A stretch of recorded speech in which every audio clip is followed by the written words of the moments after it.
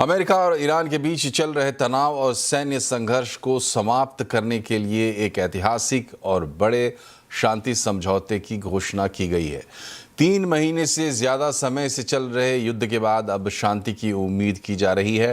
Trump ने ताज़ा post में कहा है कि स्ट्रेट ऑफ हॉर्मुज से तेल के जहाज़ों की आवाजाही शुरू हो गई है।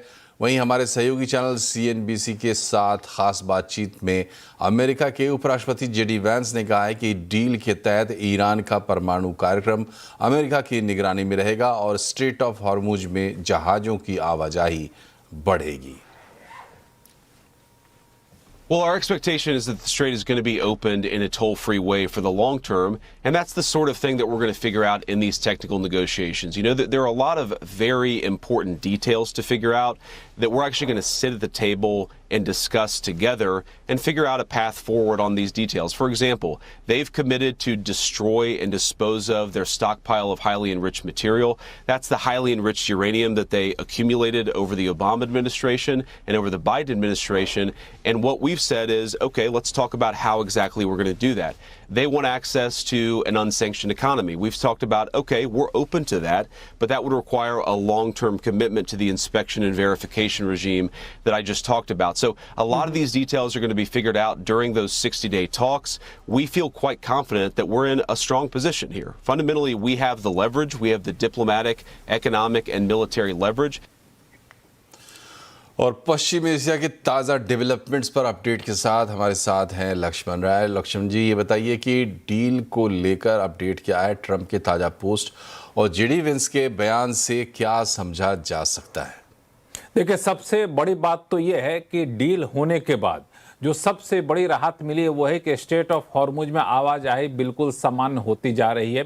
और अभी अभी जो भारत इस डील के बाद भारत का एक शिप था जो LNG था, जिसके ऊपर करीब 62,000 मीट्रिक टन की LNG थी, LNG कार्गो दिशा, वो दिशा स्ट्रेट ऑफ हॉर्मुज पार कर चुका है। तो डील का घोषणा होने के बाद पहला असर जो है वो आपको देखने को मिल रहा है। तो हमारे बाजार में भारत में कच्चे तेल और गैस की जो किल्लत हो रही थी वो दरअसल उसकी सप्लाई अब दुरुस्त होनी शुरू हो जाएगी, क्योंकि ये जो डील की घोषणा की गई है उसका सबसे पहला असर ये हुआ है कि स्ट्रेट ऑफ हॉर्मुज पूरी तरह से खुल जाएगा।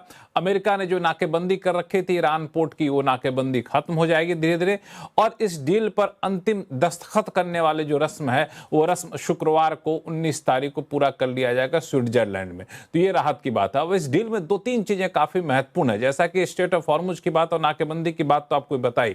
दूसरा, ईरान जिस बात पर बार बार अड़ा हुआ था, जिसको लेके अब तक डील हो नहीं पा रही थी, वो था लेबनान। ईरान का कहना था कि लेबनान को भी डील में शामिल किया जाए। अब ईरान के विदेश मंत्रालय के प्रवक्ता ने साफ तौर से कहा है कि उस पूरे मेमोरेंडम ऑफ अंडरस्टैंडिंग में, MOU में 3 बार लेबनान का जिक्र किया गया है, यानी लेबनान की स्वायत्तता बरकरार रखी जाएगी, लेबनान पर कोई हमला नहीं होगा।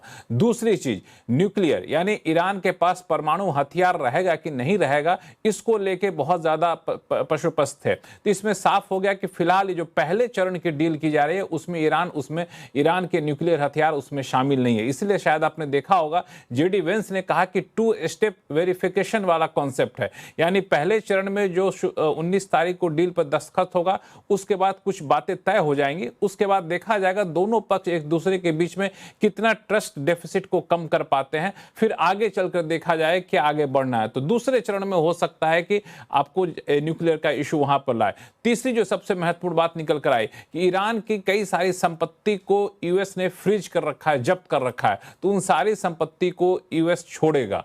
तीसरी चीज, एक और इंपॉर्टेंट चीज, ईरान बार बार मांग कर रहा था कि हमें जो नुकसान हुआ उस नुकसान की भरपाई आपको करनी होगी, तो उस नुकसान की भरपाई पर भी बातचीत हुई है। ये भी अपने आप में काफी महत्वपूर्ण बात है। तो मुझे लगता है जिन जिन बातों पे गतिरोध बरकरार था पिछले 106 दिनों में, उन सारी बातों पे गतिरोध यहाँ पे खत्म होता हुआ दिख रहा है और पहले चरण का डील जो है ये आपको 19 तारीख को होता हुआ साइन होता हुआ दिखेगा स्विट्जरलैंड में।